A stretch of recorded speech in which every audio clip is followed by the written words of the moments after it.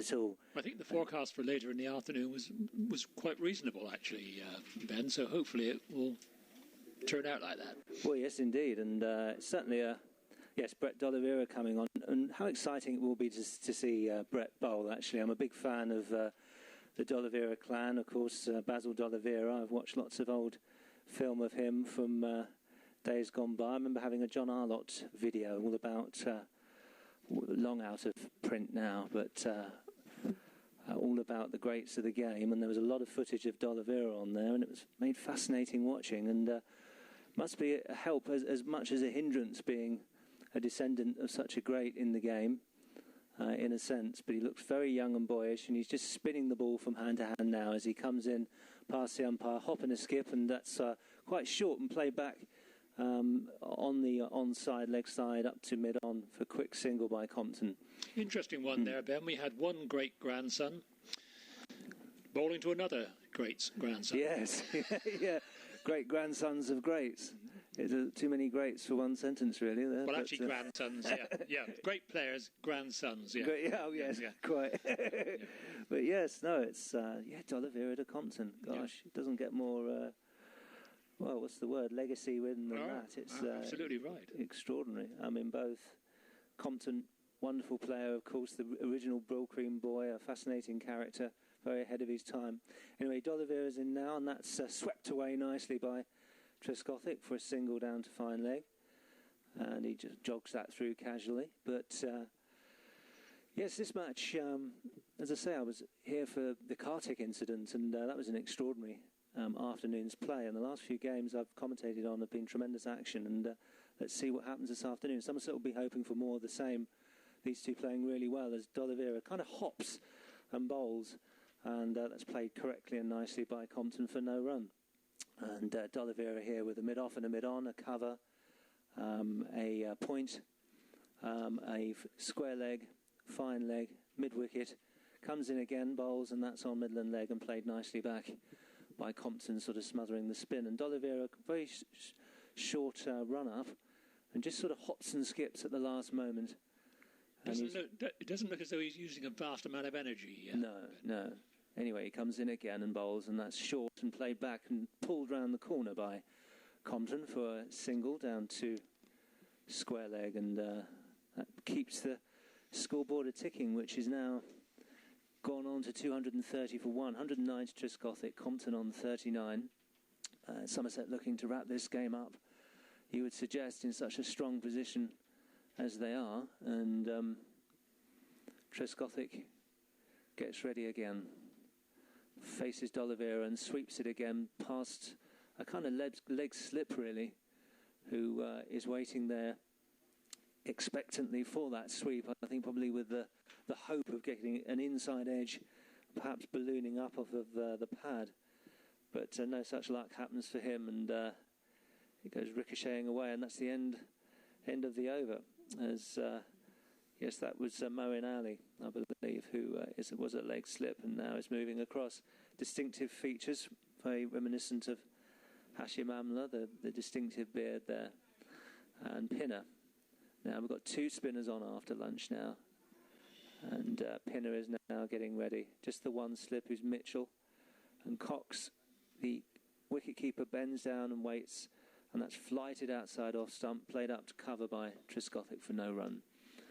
Trescothick just finding his feet after lunch, went for a rather risky run before lunch, could have very easily got run out, but it missed, thankfully, and he's still with us as that's outside off stump, played down in front of him, out into the covers again. Compton went for that run before lunch, and it was a bit of a suicide run, but thankfully he survived that one. Trescothick hit a lovely four as well that nearly went for six over mid-wicket before lunch, and that's on off stump and played down in front of him.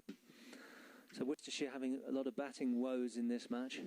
Somerset showing really how to make best of this wicket, and they must be ruining Abdur Rahman, Worcestershire. What a bowling performance that was. I was rather gutted he didn't get the full 10, as that one is kind of almost yorked himself there. Trescothick coming down the wicket, went to sort of try and force the pace, hit it over the top, but in the end it just got jabbed out, and was fielded by the bowler. There's a mid-off and a mid-on, a cover, a backward point, just the one slip, a mid-wicket who walks in now as that's flighted and that's driven well through the covers, and they're going to take one, just the one. And a trickle of applause breaks out as a result. The clouds over the Quantocks just coming over now a little bit. Hopefully they'll blow away. The forecast was supposed to be for a bit of rain this afternoon, but thankfully it's keeping away. So fingers crossed as Compton just looks across the square leg and assesses the field. There's a mid-off and there's a mid-on that's right back on the boundary under the Syrian Botham stand, perhaps waiting for a lofted drive as Pinner's in again, and that's jammed again, kind of yorked himself again, trying to drive that Compton, but on this occasion, but it kind of goes into the pitch and dribbles back for no run. That's the end of the over.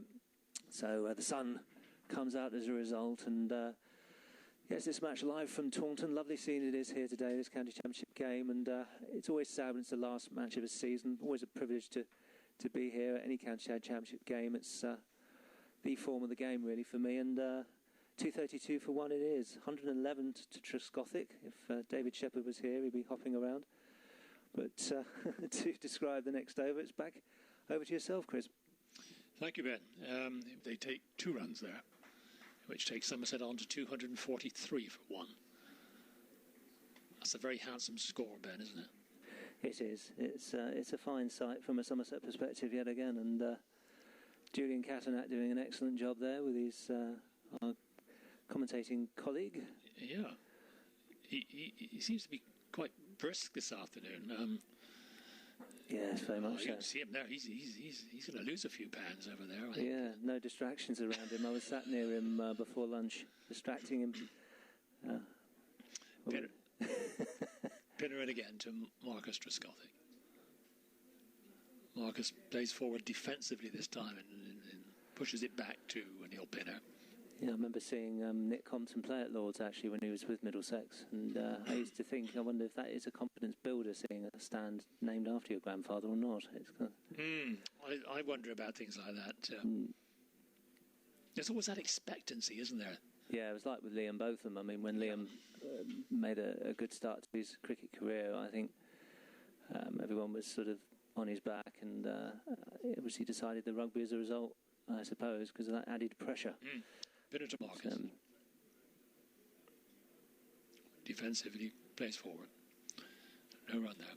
End of the over. Compton's just signalling for something. Can't be a drink, I wouldn't have thought. Not quite hot enough. I think he's getting some new gloves sorted out, I think. Looks very much like that to me, Ben. Of course, kit these days, it can go through a mini fortune. Absolutely. The fair point there. But Richardson's been bowling pretty well, hasn't he, I think? He has. But then, as we were saying just now, Ben, the scoring's been pretty restricted today, hasn't it? So I suppose all the bowlers have done pretty well. Richardson certainly did. Ali did very well too. Yeah, I was impressed by Richardson this morning.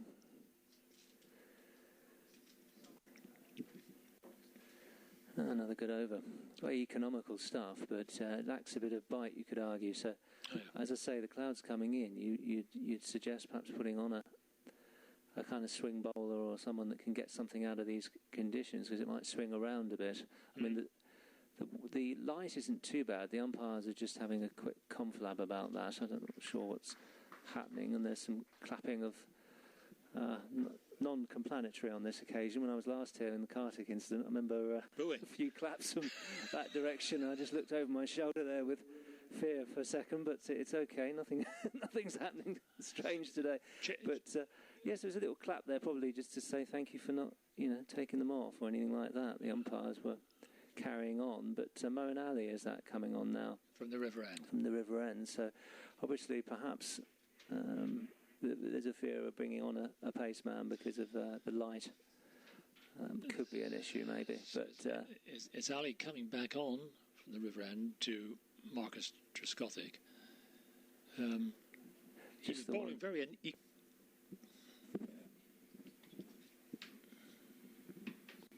Yeah, 23 overs, 5 maidens, 1 for 57, Mo and Ali, actually. So, yes, it's I think most of those were yesterday. Yeah. Those runs, I mean. Ali again to Trescothick. Only going at 2.5 and over as well. Yeah. Trescothick playing that down there. Yeah, so good economical stuff, but it's quite a short mid-wicket there as well, isn't there? Indeed. Cover. Ali into Trescothick, who tucks that one nicely around past the slips, and that's the close. Ben, see if you can get a wicket or something. We don't exactly look like there's going to be one, but not that we want one, of course. It's well, no, it's one of those situations that are kind of ideal for Somerset, almost too ideal. And from a Worcester point of view, there were encouraging signs in that last over from Ali in terms of there being quite a short cover. There was a leg slip, there was a city point, there was some adventurousness in terms of field placings to try and make something happen. There's quite a short cover. Maybe the fast men being kept off by the light, I'm not sure. But anyway, D'Oliveira is in again, and that's outside off stump, driven by Trescothick, who just trots through for a quick single. And no trouble at all there. And yes, at least there was some adventurousness in the field placings, but from Worcester's point of view, they probably really need to have a good think about what their strategy is going to be to try and make something happen, because these two looking very, very comfortable. They are looking comfortable. Just one slip, quite a short cover. D'Oliveira in, spins that through the air, and that is driven away by Compton, but gets a sort of slight outside edge of the bat and takes a quick single, kind of skewed past that short cover, and one slip towards backward point, who's quite deep, going back to the boundary now, so sort of becoming almost a wide third man. But got quite a long off. That's quite far out. Russell down here, got a cover as well, as Trescothick waits with a leg slip now in around the corner, and that's on middle and leg and played out to mid wicket. As I say, that keeper there, Worcester's keeper, just standing up with his helmet on, as will always be the case, of course, since Boucher's dreadful injury. As Trescothick comes down the wicket, plays it up to long on for a leisurely taken single. D'Oliveira just waits for the return catch and takes it from Russell down here on the boundary. And the ground about nearly half full today. Quite a nice turnout. Kind of end of season, end of term feel to things. It's another year gone, and it's been a memorable summer in a lot of ways. Compton, of course, had such a prolific time of it, quite extraordinary. As D'Oliveira bowls, and that's short, and it's pulled round the corner down to the boundary where it's misfielded, and it pops off of his boot and threatens to go for 4, but he rushes in a return throw that was pretty good, and there was just for a second maybe a thought of a run out, but not so, thankfully, and the score goes on to 249 for 1, Compton on to 42, and Trescothick on to 125. And there's Moeen Ali just polishing the ball at cover, fairly shortish cover position. We've got a man around the corner there at square leg as well, who looks expectantly as D'Oliveira bowls on middle and leg and played off the back foot back down the wicket towards D'Oliveira, who picks up the ball, and that's the end of the over. So nice, tidy, economical stuff from these spinners after lunch. Not quite well, there's not really been any chances, no real beatings of the bat or anything like that. There was that run out chance before lunch. Trescothick could have so easily have lost his wicket just before lunch, which would have been a great shame, but that wasn't to be. Hit a lovely stroke near the old scoreboard before lunch, did Trescothick, that threatened to go for 6, but over mid-wicket. And but not a prolific day for runs so far, but not the wickets that Worcester would want, as Moeen Ali now comes in and bowls, and that's quite a quicker, flatter one, but played back off the back foot by Trescothick back to Ali, and there's no run. Compton just practicing his stance there while he was backing up there unusually, but just the one slip. Mid-wicket again, man round the corner, kind of leg slip as it's played away by Trescothick down towards square leg for a single. Actually, that is the square leg, and That takes the score to 250. So that's 250 for one now. And Trescothick goes on to 126 as the sun comes out and bathes the ground now. It's a lovely scene. And our second batting point, Ben. Yes, thank you, Will, for mentioning that. Leg slip now comes in, crowding Compton a bit as that's on middle and leg and played to... well, he went to throw the stumps down, really, the fielder there at square leg, but missed. But thankfully, first slip ran across and retrieved the ball. There was one slip, a leg slip, and a square leg who waits expectantly, and that's reverse swept and swept well. That's going to go for 4 runs, I think it is. Definitely 4. Looked extraordinary from here. The Compton stroke there, he kind of brought the bat down in a arc, whipped the ball round the corner, but there's no fielders down there, and it was safe as houses and went for 4 runs. If he'd missed it, it would have been one hell of a LBW shout. And Ali probably won't be put off by that kind of adventurousness. But with the slip there, if there was a miscue or something like that, it could be potentially dangerous. But it was hit right in the middle of the bat and went sailing down to the boundary for 4 runs. As Ali comes in and Compton comes down the wicket and goes to drive it back, but doesn't get it past Ali, who fields it well. And there's no run again.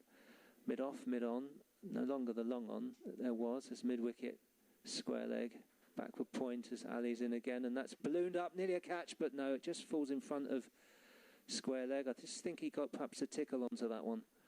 Went into his pad and bubbled up, but survives. So that was interesting over from Ali, making a few things happen. Though he got hit for 4, he won't be discouraged by that. There was some few, not false strokes, but a kind of adventurousness shown, or that might encourage him. It was quite a good over. Yeah. As we wait again for D'Oliveira, quite a lithe, quite a short chap, about perhaps 5 foot, perhaps 5'5", something like that, as he flicks the ball from hand to hand and comes in again. That hop and bowls, and that's down the leg side though, and played round the corner, down to square leg by Trescothick, who just trots through. And the afternoon carries on as the morning promised, really. A nice, happy ticking over of the score, really, by Somerset. No great challenges, no great worries. Just the one slip. There's a mid-off, mid-on.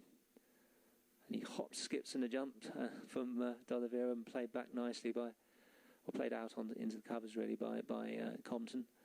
Off of the back foot for no run. And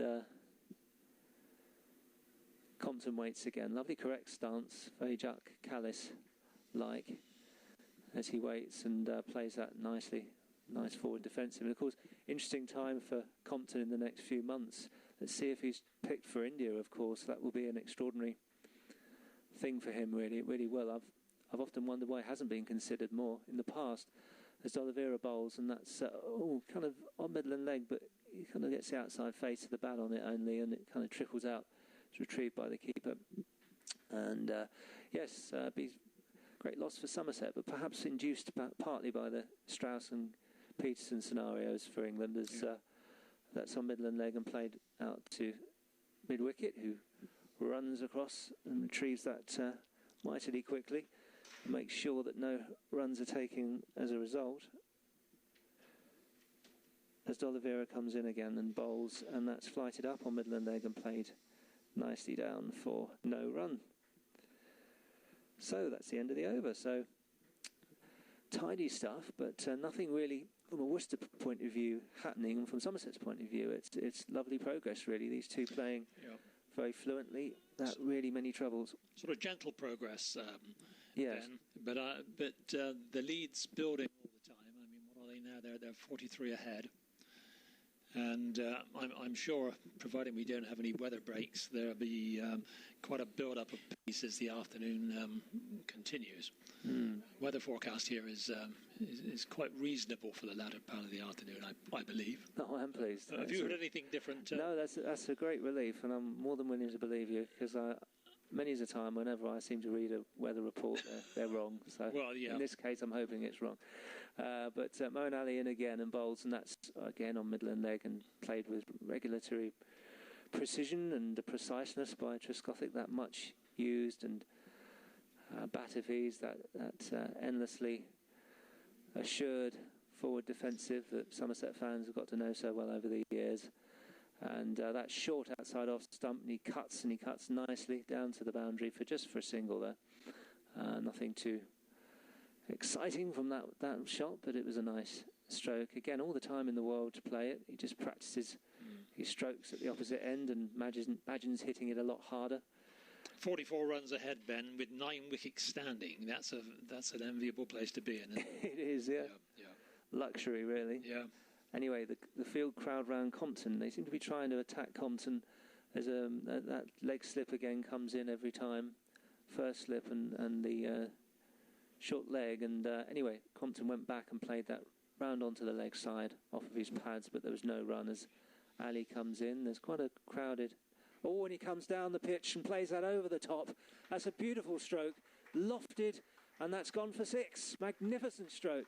Came down the wicket and goes to his 50 as a result in style. Went a beautiful lofted straight drive down the ground over long on for 6 runs. And I was just saying that the leg side field was a little bit crowded for him, and there's lots of expectant fielders there trying to induce a mistake. Hearts might have been in their mouths as he came down the wicket, but there was no danger to that stroke. One of the safest strokes you can play, in contrast to perhaps the reverse sweep in the last over. But he hit that sweetly and beautifully, as hopefully those that listening could hear, because it made a lovely sound off the bat. As Ali comes in again and bowls, and that's better delivery, flatter ball on middle and leg, and played up to mid-on for to mid-wicket, just on a short mid-wicket for no run.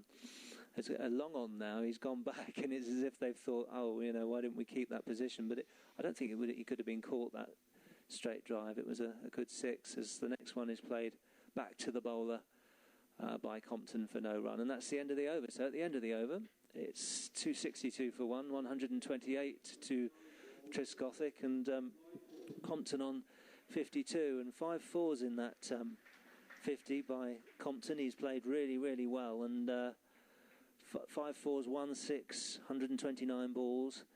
Trescothick 16 fours and no 6s in his innings. As I say, the nearest he came to one was a lovely lofted kind of pull off the back foot over mid-wicket before lunch.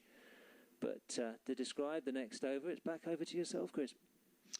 Thank you, Ben. I think we're having a bowling change at the All Pavilion end.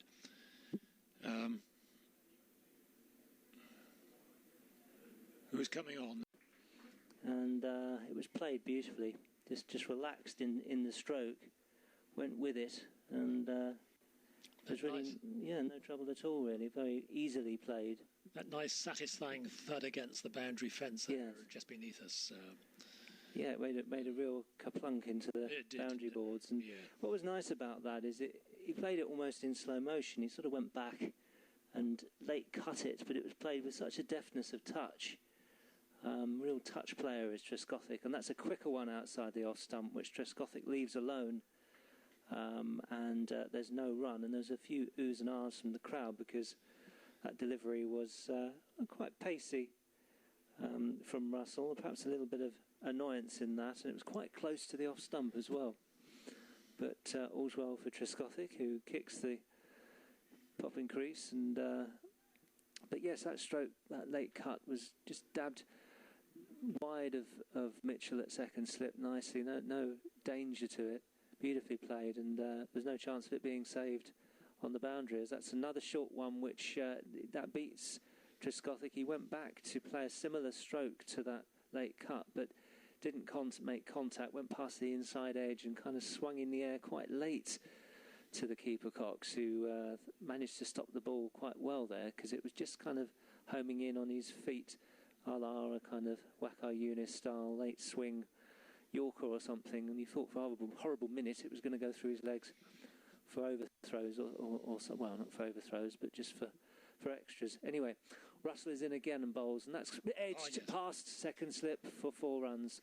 Well, it looked edged to me. Yep. It was an attempt at a nice late cut again, but it was not quite, it wasn't as convincing, and that was the nearest that Worcestershire have come to a wicket in this post-lunch session, and Mitchell knows it and looks ruefully at the turf as if to say, oh, I've waited all day for that, and he virtually has.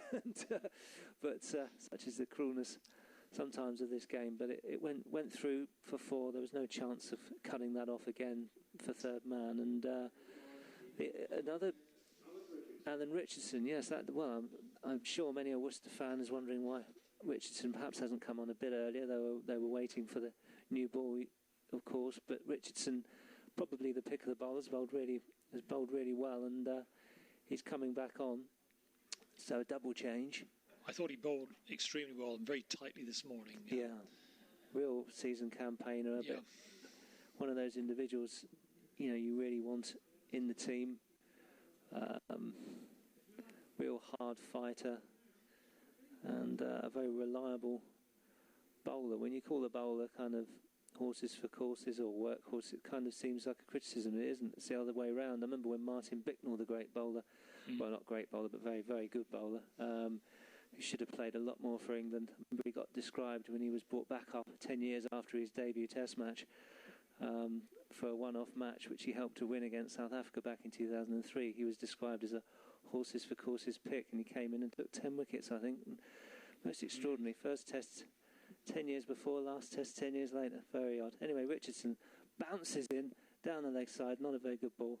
Built him up there, and it was beautifully fielded by the keeper, Cox, who dived across and got his hand on that and gets an appreciative round of applause from the crowd.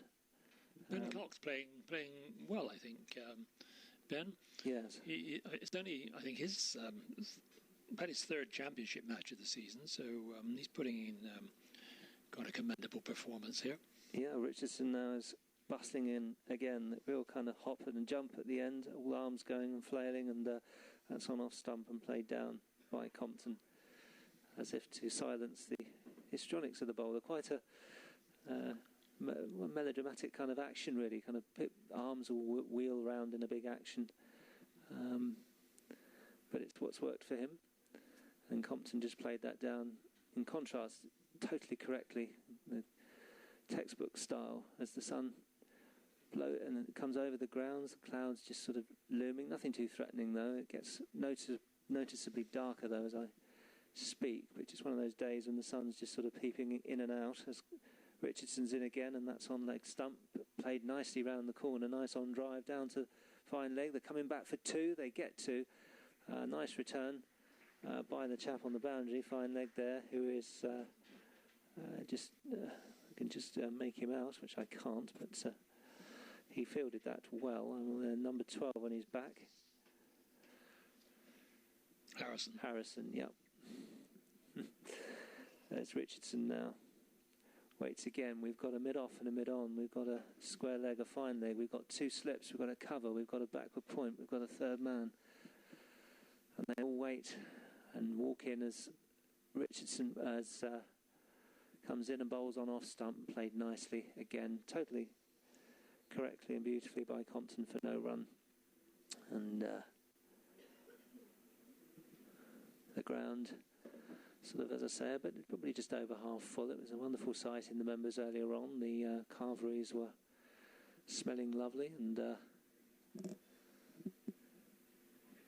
Richardson just beckoning to mid-off to give him the ball. He's rubbing it very Cavesi there, just rubbing the ball very intently, trying to get some movement here for Richardson, who comes in and bowls on leg stump, and that's played round the corner but for no run as the sun comes out again. And yes, Richardson, of course, won Cricketer of the Year award, didn't he? Was it last year or the year before? Took a record amount of wickets. Year before, I think. Yeah. Yes. Fine cricketer, interesting journeyman as well, isn't he? Went through a lot of changes of career and nearly gave the game up and everything, but having a pretty decent season this year too. He's had 53 wickets already in the championship before this game. In he comes again, and that's on Midland leg and played out towards mid-wicket, who scurries across, but there's no run. And the background here, looking very real sight. Capil, of course, ran in there. Wasn't Capil involved in an incident with an umpire this morning? There was some sort of incident when he was bowling, I believe, where he was, or was that right? Yeah, there was something happened, but it wasn't terribly controversial, I don't think. Nothing like the Kartik one in the last game we did, Ben. I think it was something to do with running on the wicket or something like that. I'm not quite sure because I didn't see it, but there was some discussion about that in the media with whom I was speaking earlier on, as a motorcycle brooms away in the background there. I don't know if you picked that up. It was sounded rather too quick for comfort. Anyway, got a new over now. And the fast man comes in and bowls, and that's short outside the off stump, played nicely by Trescothick off the back foot. Russell there bowling quite wide, but it was played down nicely, but not past D'Oliveira at backward point, who came sharply across and retrieved the ball back to Moeen Ali now at first slip, who just rubs the ball and gets the ball back to Russell, who probably about 80, early 80s perhaps miles an hour, can get the ball up there about 85, I'd say, and that's wide. In fact, it is a wide. Oh, yeah. Just sort of chucked that one down outside off stump, and that's misfielded by Ben Cox, who seems to have hurt himself. He seemed to have some sort of an injury there. Yeah. Yes, he's went to field that wide, but winded himself, but he's up and fine now, but showing fortitude there. Just an unlucky slip, I think, and the ball ricocheted away from him, and they were able to sneak a cheeky single there as the score goes on to 283 for 1. Trescothick 140, Compton on 59. Last wicket was on 153, so these two are put on 130 now, so a fine stand, and one wonders how long it will go on from a Worcestershire perspective as Russell is in, and that beats him. Lovely delivery outside the off stump, and that was brought Compton forward, and it was a lovely ball and well kept as well. And what's interesting about Russell, he's got a sort of slingy action that's a little bit deceptive. He'll sneak in the odd ball that's noticeably quicker, and the kind of slidey quality to his action, not quite on a Fidel Edwards or Malinga type level, but he's got quite a little slinginess to his action. A first-rate delivery, that last one. It was, yes. Yeah. In comes Russell again and the bowls, and that's down the leg side though, and nipped away nicely just to alleviate any pressure which will disappoint the bowler, and they come back for 2 runs. Well run actually by Compton. He immediately started there and off the gears, and great understanding between these two.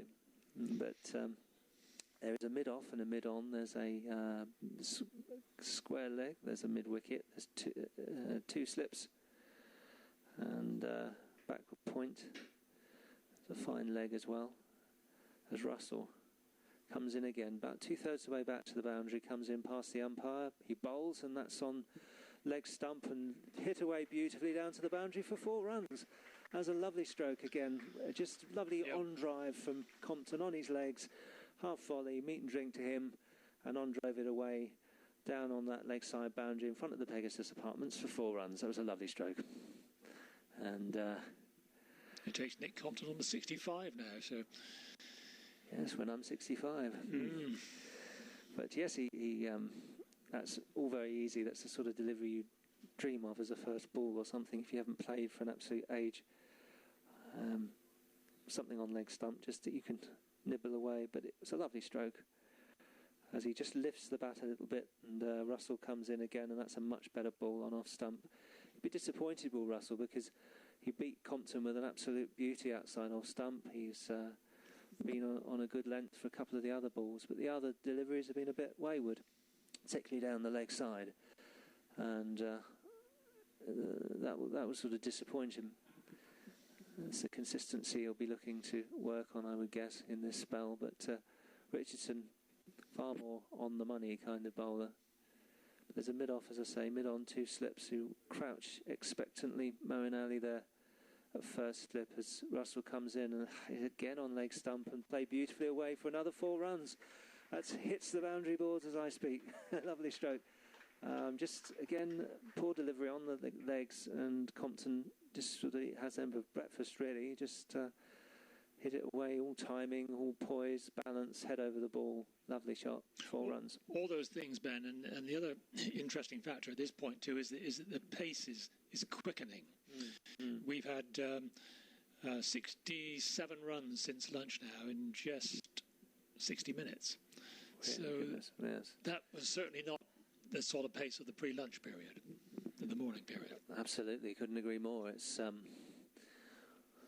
was a kind of closer tussle than you'd think this morning because there wasn't the wickets. Somerset had to struggle for the runs a little bit, but yes, these two, as I said earlier on, probably looking to force the pace. Indeed, and well deserved. Fine over. And yes, it's interesting. These two bowlers can sort of complement each other quite nicely in a sense because both are kind of vying for that all-important wicket. But in all honesty, out of the two of them, Russell, he's one of those bowlers you feel that could come up with a sort of magic ball and get a wicket and get the results that Richardson has produced in a sense, because Richardson probably will apply the pressure of dot balls and beating the bat. It's one of those great anomalies of cricket that's why I suppose it's described as a team game, because sometimes bowlers, don't. It's I suppose a typical example looking back in the archives from years ago. I suppose Mike Hendrick would sort of build up the pressure, or Chris Old, and then both of them would take the wicket. Not that both of them wasn't a great bowler, he was, but you know what I mean. Indeed. Chris Russell to Nick Compton. Nick gets over that one. No run there. If you go back even further to the Truman and Statham era, that was another sort of similar-ish kind of situation. Not quite the same, but Statham's extreme accuracy all the time. Meant they took a few more chances with Fred. It's funny, with the great West Indies attack of the 80s, you've kind of felt each one of them was always going to take wickets, so you can't really come up with an anomaly comparison there, can you? But you often find them. Russell and Nick Compton. Oh, that's a quick one. Good delivery, good and quick, but Nick tucks that one round towards fine leg, where they take a single, throws it back into the wicketkeeper, who didn't quite know what happened. He didn't catch it cleanly in the wars there, a bit, did he? Isn't he? Yeah, he kind of ricocheted off of him again, kind of keeps getting unlucky bounce where the ball kind of bounces straight in front of him, and he's having to try and get his hands under the ball, can't quite get to. I don't think he was terribly happy with the throw, actually. No, the worst sort, aren't he they? looked a bit disapprovingly out towards the towards the boundary there. Yeah, indeed. Chris Russell in again, this time to Marcus Trescothick. That one down towards third man, where they take a single, which takes Somerset on to 297, Marcus on to 142, and Nick Compton is on 71. They're just all chuckling to my right because Cox had the luxury of having a ball that was returned to him properly without it bouncing him irritatingly in front of him and nearly hitting him. That one was slap bang into the gloves and got a few chuckles of irony from the Russell on our right. Over the wicket. Oh, cracking ball. It was a good one. Outside the off stump, just nibbled at that. It was a kind of waft, wasn't it, from Compton? No run there, but it was a cracking good delivery, as Ben said. Oh, it's that overthrows now. I thought mid-off he's lost the ball there. Yes, just the sort of passing around between the field there, but he missed the throw. Yes, quite. Wasn't a chance of a wicket, but it was kind of just spat off the pitch a little bit. And anyway, here's the last one of the over coming in. Alan Richardson to Marcus Driscoll. Get the covers on. Yes, that's unlucky. Just we've been so far this session incredibly fortunate. It's been a good, not only a good session for Somerset, but weather-wise, we had some rain come in just kind of before the lunch break was about to happen anyway, so it didn't really affect things. And any rain that fell was only for about 5 or 10 minutes, and then we more or less started up slightly earlier after lunch and after an early lunch. But yes, the covers are just coming out. Just to describe to listeners, the players all made a swift exit. It's a bit hard to see from. Oh yes, it is actually quite driving rain at the moment. It came in very, very quickly, just as Harry was coming onto the mic there. Literally in a matter of seconds, the rain came in. It's one of those days when you're getting rain come in very briefly, almost like a bit like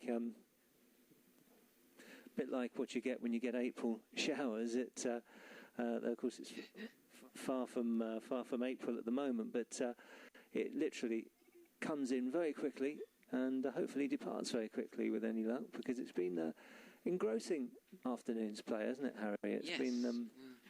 It's been absorbing, and that's not not to say it's been uneventful. There's been some nice strokes, particularly an adventurous reverse sweep by Compton, and a glorious straight six by Compton as well.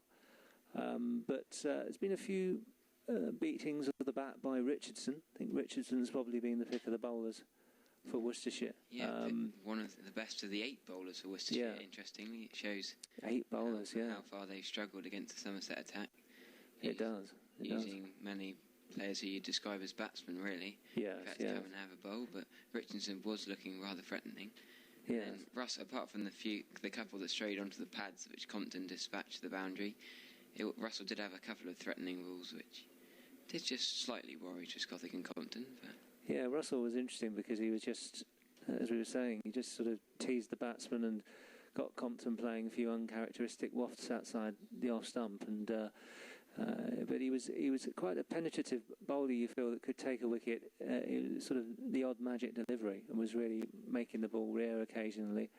And Richardson was much more someone to rely on. He's bowling on a very good spot, that corridor of uncertainty outside the off stump, and occasionally beating the bat as well.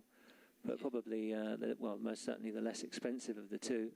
In terms of statistics for this particular match thus far, in terms of the scorecard, Trescothick, of course, not out 142. Sapphire was caught and bowled alley for 75. Compton not out 71. 1 6 and 4 fours for Compton. Trescothick 19 fours. Richardson 23 overs, 8 maidens, 0 for 49, and an economy rate of 2.13. Harry. Yes, he's bowled superbly. I think Richardson, especially this second spell, it's been interesting to see him come back with the new ball. Him and Russell came back together, didn't they? Yes, and in contrast, Russell, despite having the odd delivery that was absolute magic, so there's obviously ability there, but his 7 overs have gone for nearly 8 and over. His runs are up to 55 now for those 7 overs, which is surprising. Looking at him, you wouldn't have thought he was quite that expensive, but there you go. That's almost one day's, but 8 and over. It just shows you, doesn't it? Yes. You wouldn't have guessed that, would you, really? Because you thought it was a little bit expensive, but not he did have as expensive as that, but there you go. There was a big over about 5 overs ago when he was hit for 2 fours by Compton through the leg side and a few singles as well. Yeah. With the rains coming down a bit harder now, actually. Yeah, the ground staff are sort of trudging towards us with a forlorn kind of well-trodden path, really. They've had to endure these Groundhog Day, isn't it, really? This summer's been a very wet summer indeed. They certainly got their fitness in this summer. Yes. On and off with the covers. And quite. Well, there won't be much work for our commentary friend Julian Catternack this afternoon then. He's just disappeared, no doubt getting some, trying to get out of this rain as the covers are brought out. And yes, there's huge cover being brought out now, and it's been, as I say, an engrossing day's play. The rest of the bowling figures: Harrison 2 overs, no maidens, 0 for 14, went at 7 and over, took himself off. Ali 27 overs, 5 maidens, 1 for 71, 2.5 and over. Now, you probably say that he and Richardson were the best bowlers, because I thought Moeen Ali was quite intelligent in his field placings and a lot of leg slips, a lot of variations. But of course he didn't need those fielders. He got the caught and bowled himself. Got Sapphire out for 75. Yes. The only wicket to fall for Somerset today. Yes, and D'Oliveira 16 overs, 1 maiden, 0 for 69, about 4.5 and over. Kapil 5 overs for only 2.5, 13 runs. Slight problem with running through onto the wicket, I believe. Pinner, got a comment from the umpire. I'm not sure if it was an official warning or not, but Pinner, 4 overs, no maidens, 0 for 13. Mitchell, 2 overs, no maidens, 0 for 7. So Worcestershire, just 8 bowlers there, kind of tell a story. Didn't really have any answers. In summary, Somerset's afternoon, Somerset's day really, will look to hopefully wrap this one up. I would have thought they're in a very confident position. Yeah. It's just a question of really getting back out there, piling on the runs, and if Rahman can get out of this pitch what he did in the first innings, then who's to know? The rain is kind of coming and going, so you're never quite sure what's happening. I should doubt that this match will be ended by rain. I should think there'll be a result. So it's just when really. I mean, do you think that we could wrap it up in I was interested before Friday, or? Well, I think if the weather holds off, that is definitely a possibility. It'll be interesting to see how far Somerset go before the declaration. Really, whether. Well, I guess Trescothick and Compton may tee off a bit later this evening. Yes. I'm not sure if it depends on the weather, of course, but whether they'll wait till after tea or. Yeah. But they would hope, I suppose, that they can get enough runs in this innings so that they won't have to bat again. They bowl Worcestershire out to win the match. Yeah, win by an innings, yes. Yeah, that absolutely. would be terrific. Indeed. That's certainly possible. Yes. Somerset on 5 points already, and Worcestershire only got the 1. Well, as I said earlier, I mean, Trigo, his wicket was symbolic. I mean, he's 49 wickets now, and really, it was probably the only time I've ever been slightly disappointed he got the wicket, because I was hoping that Rahman would get all 10, because that really would have been extraordinary. I know Otis Gibson, I think, was the West Indies coach. I think was the last person I can remember getting all 10. I'm sure he did when he, a few years ago, not that long ago now, it's about six or 7 years ago. That was the year he took that hat-trick in the Lord's final as well. And I remember thinking at the time, the West Indies were over here touring, and I remember thinking it could do worse than giving him a call and getting him back in the team. He only played about 2 test matches. Crazy. Terrifically for Abdurrahman is that he's got the best figures of the LB Championship Division 1. Wow. Graham Onions picked up 9 for 65.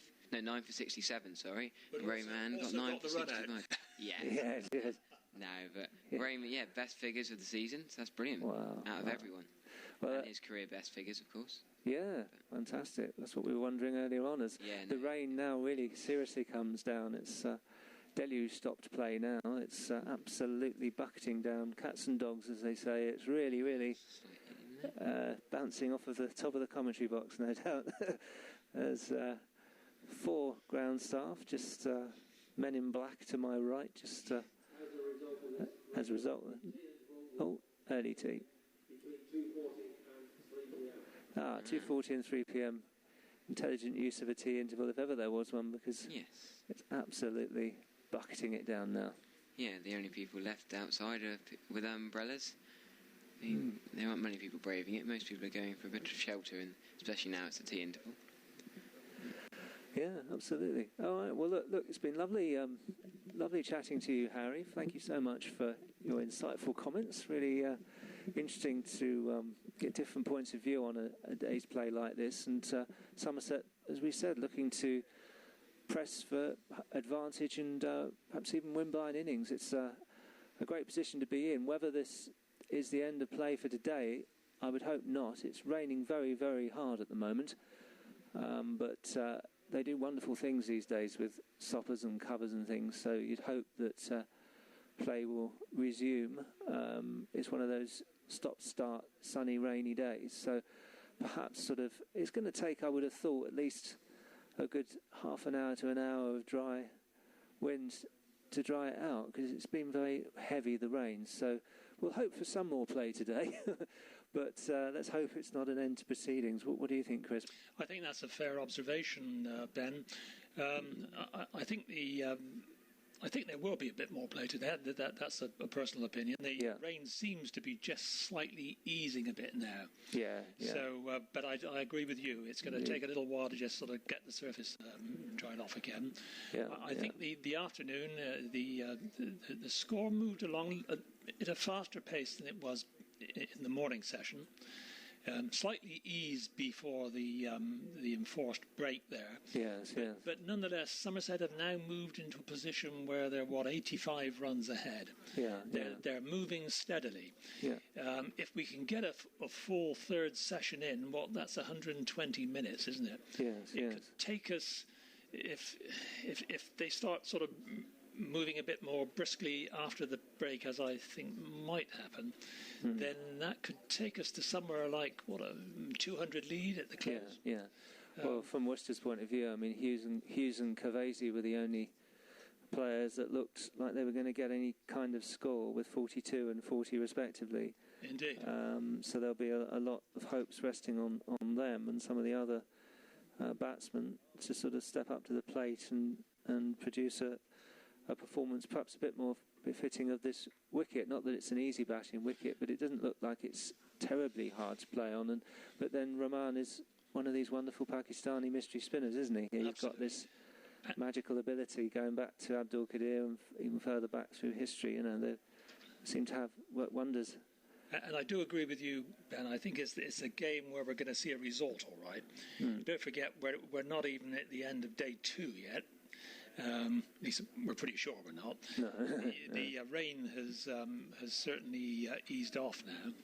Yeah. But Somerset have got a decent lead here, and even if the Somerset innings, even if it went on to say lunchtime or a bit later tomorrow, and I believe tomorrow's weather forecast is a bit better than today's. Yeah, I've heard. Then it still leaves a day and a half to have a crack at Worcestershire again. So I think Somerset are building up that lead nice and steadily into a very commanding one. Yeah. Well, it could be a 3-day win or at least 4 days. Who knows? Could be.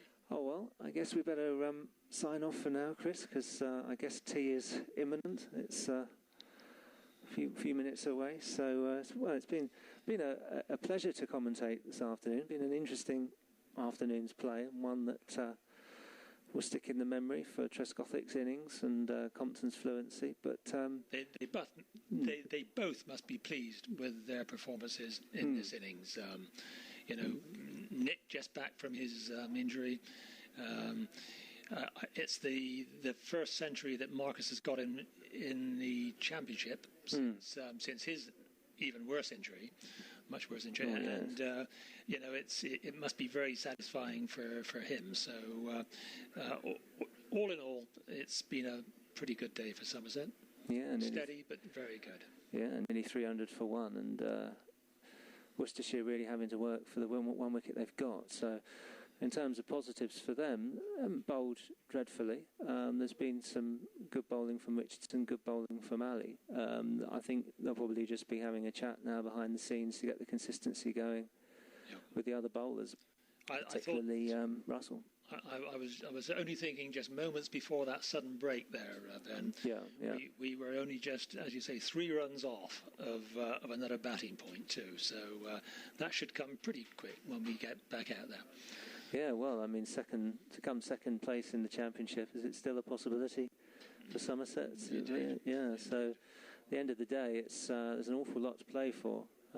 Somerset have done so well under Brian Rose. It's been an incredible tenure with him at the top, and part of that great team back in the days of Viv Richards and Joel Garner, and he really has been a wonderful asset. Well, he's led the club magnificently, and we know that at the end of this match there'll be a presentation to him thanking him, and he's just been absolutely fantastic, and he's ushered in almost a sort of new era. There's been some wonderful moments. We've arguably competed as well, if not better, than any of the counties out there. I mean, not many counties will have got to all the finals that we have so consistently, and so nearly won championships as many times as we have. We have got very close. I know that the holy grail of the championship hasn't been achieved, but at the same time he's done some wonderful things. Absolutely, Ben. I think we should all record our appreciation of all he's done for Somerset cricket as a player, and of course since he became a captain, of course, and as director of cricket. A man who will stand out in the Somerset Hall of Fame. Yeah. Yes, indeed. Yeah. Well, it's interesting to think, who else could come in his place, and we were discussing privately earlier on whether there was perhaps another member of that great 70s, 80s team that could come in, but you can't really get a like-for-like replacement. I don't know, we'll have to see. It'll be interesting few months to see who's decided on as the covers come off actually as we speak, but interesting time for Nick Compton as well. A lot of changes going on, as I said on air earlier on. He may well go on the tour of India. And of course Somerset do have a number of players that came in when he was injured. Durston Jones, all these different guys. So there's a lot of choices out there, a lot of interesting young talent. So we'll see. It's a very interesting transitionary period for the club. Awful lot of exciting youngsters coming through, like the Overton twins, fresh from their experiences at the Under-19 World Cup. You've got Dockrell, who of course has been even talked of as a potential captain. So there's lots to be excited about over the next few years. And it's sad that Brian is going. I must admit, wish he could have just stayed on another year, just with this period that we're in at the moment. But onwards and upwards, and we'll see what's around the corner. you sort of sense it's only a matter of time now, don't you? But I just hope it comes very soon. Yes, quite. Okay. I think we've got. Is it Jane Hamlin following us? Yes, indeed. Yes. And I'm not sure who's with Jane. I'm not either. But anyway, they'll be here with us as soon as play gets going again. Yeah, which is due to be about 3 o'clock. It's 20 to 3. I guess so. They said 2:40 until 3 o'clock. So indeed, and with the look of it out now, even the sun's starting to show a glimmer. So I reckon they might even get going at 3 o'clock. Yeah. If it doesn't rain again. Yeah, I'm remembering that day back in, I think it was June, when the rain came in earlier on, and it literally just didn't stop. It just kept torrentially raining ad infinitum. There was no chance of any play, but thankfully, like you said, it was only a sort of 5-10 minute shower, and they are in fact shaking off the covers. So yes, they're optimistic. There's positive action afoot here. They're just pulling it off. So it's all looking hopeful and good. So. And indeed, as the Tannoy announcer explains exactly what we were just talking about Brian Rose, actually, and the special post-match event that's happening as well, which there's going to be a presentation in front of the Andrew Caddick Pavilion, he's saying. So that will be a nice chance for supporters to show their appreciation. Indeed, I imagine a lot of people will stay behind for that. Certainly I should be staying there and going over there to see what's happening. Yeah, they're going to have a formal drink and a chat with him as well in front of the Colin Atkinson. That'd be nice for everyone to hear his feedback and thoughts on his time in charge, and that'd be fascinating. I know he's been. Was it himself? I think it was Brian Rose that was out in South Africa when no, it must have been New Zealand. I'm trying to remember. When Vernon Philander took all those wickets in one of his first Test matches, and I think it was against Australia. That was it. And he was out in South Africa, and he was going to see Peter Siddle as a possible signing for the club. But I think, and he saw the way that Vernon Philander bowled, and he thought, no, we've got to have him. And what a great signing that was! What a great signing it was! Well, I think the best bit of fast bowling we've had here since the Andy Caddick heyday, and that's not being disrespectful to some of the good ones that we have had here, but it was some tremendous bowling. It only lasted for 4 games, was it? 5 games, but it was good. But got off the plane and straight here, and no time to recover, and he was straight on the money. Almost like Malcolm Marshall, reminds me slightly. Yeah, but I mean, to bring us right up to date, we're just getting an announcement. Oh no, it's a committee announcement. But don't forget, of course, the recent signing of Abdur Rahman, who looks like a superb signing again. Another one of the wonderful bits of Brian inspiration there. Yeah, fantastic. Just what a club needs. Indeed. Well, we're going to leave you then, and we will be back on at 3 o'clock. It's been lovely. I hope you've enjoyed our commentary this afternoon. It's been fascinating afternoon's play, really engrossing stuff. And for myself, Ben Manning and Chris Stone and Harry, who's helped and assisted us magnificently. Thank we you, Harry. shall bid you adieu and hope that you do tune in after the tea break. We'll be back in about a quarter of an hour's time, around 3 o'clock. We're due to be back for the post-tea evening session, and I hope you all enjoy listening to it. Hope the weather stays fine. But from Christo and myself, Ben Manning, it's good afternoon to you. Goodbye. Good afternoon.